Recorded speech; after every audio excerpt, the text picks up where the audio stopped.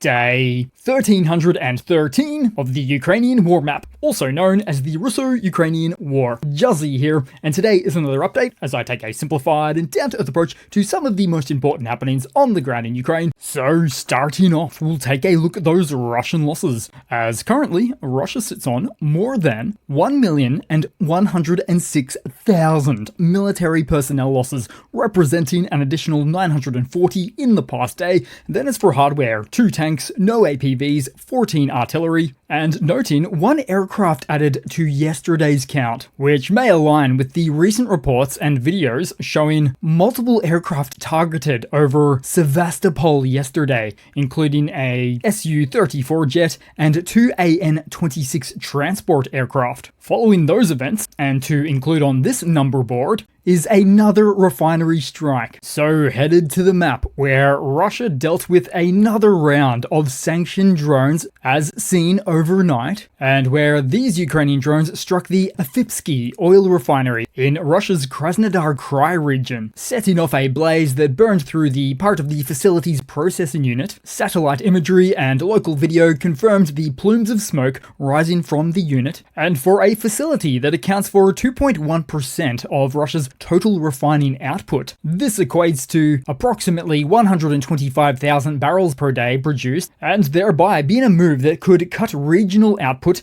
by as much as 15%. Now, Russian state agencies have not released specifics on downtime or outages, limiting their description to falling debris from intercepted UAVs. Gee, you'd think Russian officials would realize they can only lean on falling debris excuses for so many times before it becomes entirely unbelievable. But overall for Misc, this now marks the 4th successful strike on this facility in 2025, with 3 of those 4 strikes coming from just the past 30 days alone. August 7th, August the 28th, and this morning. Now before that, damage to the refinery occurred all the way back in February of this year, which goes some way to indicate that Ukraine has really upped their aerial campaign in just the 3rd quarter of this year. So these repeated strike events are shaping up to become not just a serious drag on Russia's ability to sustain its war efforts, but also for keeping its wider economy running. The consequences are already visible, with fuel shortages spreading beyond the Far East and now reaching into the major population centers in Western Russia. And as of now, Russian media reports that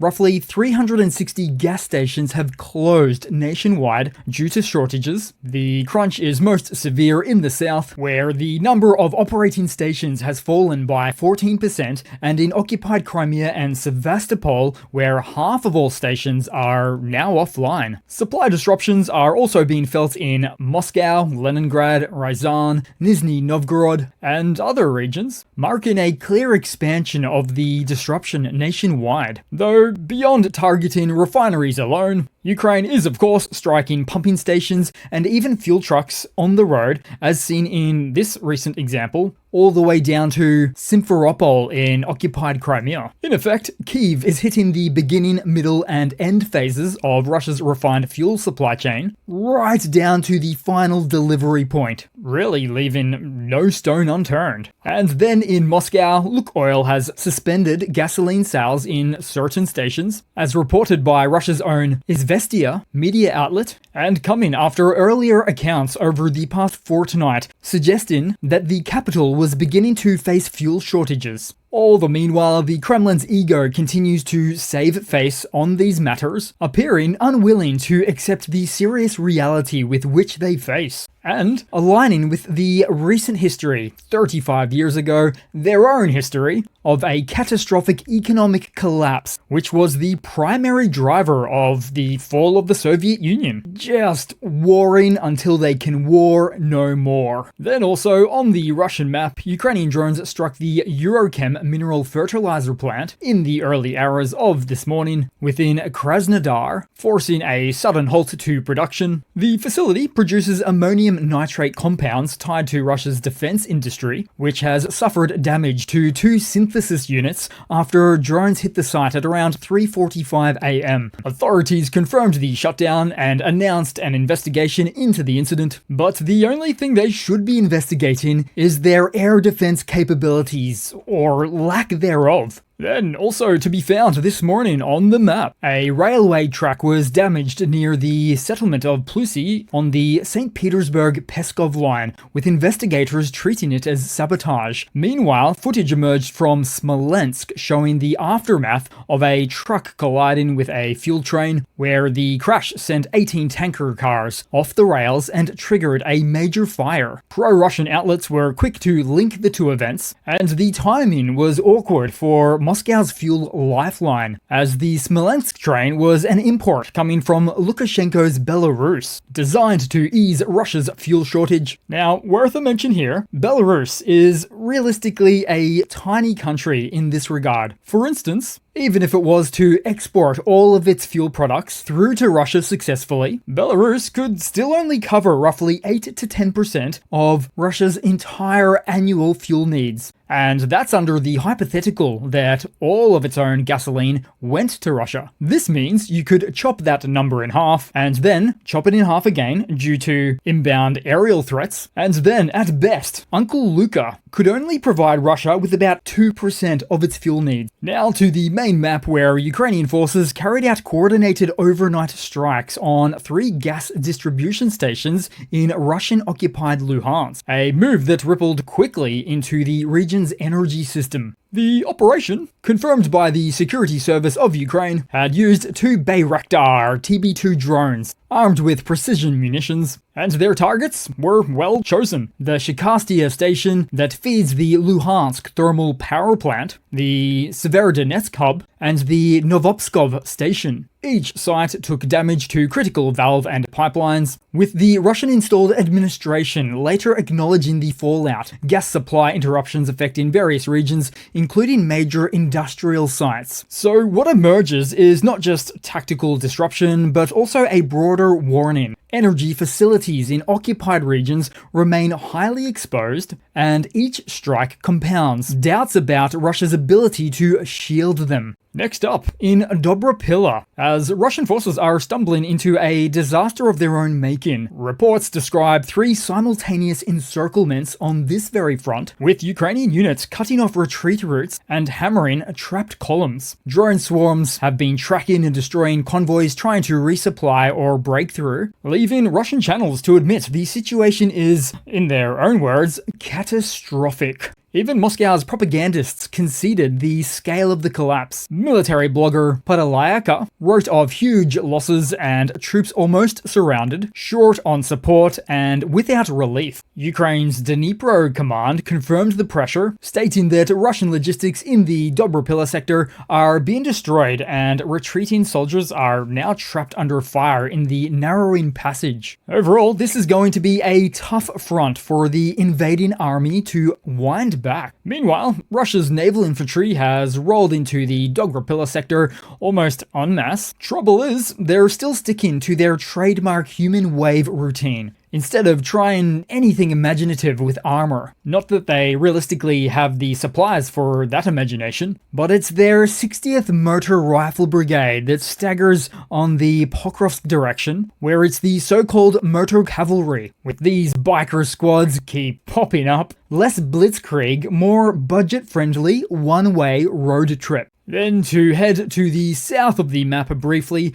where Ukrainian forces fired massed HIMARS rocket strikes across occupied Zaporizhia and Kherson. Explosions hit Melitopol and Tokmak, with Russian bloggers admitting troop losses. These barrages targeted military facilities and staging hubs, which may not be surprising given word of the recent replenishment of Ukraine's HIMARS rocket inventory coming from the US through NATO allies. About a week or two two ago. Also seen on the map, and not many of these to go around, but the Ukrainian Unmanned Systems Unit, Pentagon, has destroyed another T-80 BVM of the Russian occupiers using kamikaze drones, with this event playing out somewhere on the Eastern Front. Also seen on the map, 2 Russian invaders broke into someone else's house and sat down for lunch, ordering some pizza, where the pizza is a euphemism because what was delivered instead by a pilot of the 34th Separate Coastal Defense Brigade of Ukraine's 30th Marine Corps was an FPV-flavored surprise. Then to travel distantly on the map to Denmark, grappling with another wave of unexplained drone incursions, this time forcing Aalborg Airport and the adjoining military airbase to shut down overnight. Radar had picked up 3 unidentified drones, with no markings and no transponders, prompting immediate airport groundings, though no wreckage or downed drones were recovered, and where Danish authorities also confirmed they did not attempt to shoot down the objects near the airfield, citing risks to passenger safety and infrastructure. By morning, Prime Minister Fredriksson was blunt, stating that this is a hybrid war, not random mischief, and pledged tighter NATO coordination, including fresh radar equipment and electronic warfare assets to counter low-signature drones. Currently, there is a strong undercurrent of sentiment on Russia being behind the operations, and adding to that is the unease of what sits right offshore. The Russian Navy's Rapucha-class landing ship, the Alexander Sabelin, loitering just 12 kilometers near Lolland since September 23rd, and with its AIS transponder dark, Danish defense intelligence has stopped short of tying its close proximity to the drone flights, but notes that the timing is no coincidence. So far, there's no injuries or damage, but the pattern is unmistakable. In the last 3 consecutive nights, at least, Denmark has had to ground flights and shutter one of its busiest airbases, but more broadly, in less than 3 weeks, at least 4 countries, Denmark, Norway, Poland, and Romania, logged 7 separate nights of airport and airbase closures linked to drones. Denmark alone accounts for about half of those, and with the regularity for which we see these events, the likelihood is that we will see them again. So add in, say, Oslo's restrictions and Poland's mass incursion of nearly 24 drones, and the pattern no doubt looks less like coincidence and more like a concerted effort to probe Europe's air defenses. Not to mention response times, intelligence gathering, and whatever else the mystery drone operators would be looking to achieve. Now, following these events, French President Macron has said that France is ready to contribute to the security of Danish airspace after the overnight drone incursion, expressing France's full solidarity with Denmark following these repeated incursions by the unidentified drones affecting operations within their own airspace. Meanwhile, the Russian ambassador to France has said that if NATO shoots down a Russian plane, then that this will mean the beginning of a military conflict. Now, that would be an unprecedented level of escalation for what he suggested, but what's not unprecedented is when NATO member Turkey actually shot down a Russian Su-24 jet near the Turkey-Syria border in 2015, after the Russian jet, would you believe it, violated Turkish airspace despite repeated warnings. But what you won't recall there is the beginning of a military conflict, because, as it turns out, Russia only responds appropriately to strength, but every time appeasement is served up, Russia sees it as an invitation, an open invitation of a go signal to double down on its aggression. Then to round off the video with the following news, as Ukrainian President Zelenskyy sharpened his message to Moscow this week, warning Russian officials that they face a stark choice: end the war or start preparing to spend more time underground in hideout blast shelters. The no sugarcoating remark underscored his push to keep pressure on Russia's political class, and not just its frontline troops. At the same time, Zelenskyy highlighted his discussions with Donald Trump, saying that the US president had indicated he would respond if Russia escalated by striking Ukraine's energy infrastructure. According to Zelenskyy, during an interview, Trump also promised to consider new weapons transfers to Kyiv, tools that, in Zelensky's view, could help force Vladimir Putin to the negotiating table. Perhaps these weapons could be the JASSMs or the remaining stockpile of attackums. But to circle back, because as for that underground hideout shelters comment, because it's comments like those that are, indeed, a much more confident Ukraine who stands before us today than at perhaps any other time within this war. So that's it for today, guys. Thanking you for watching, and I do hope to see you all there in the next one. Thanks once again for all of the support, the likes, the comments, and I do hope to see all of you guys there in the next one. Cheers!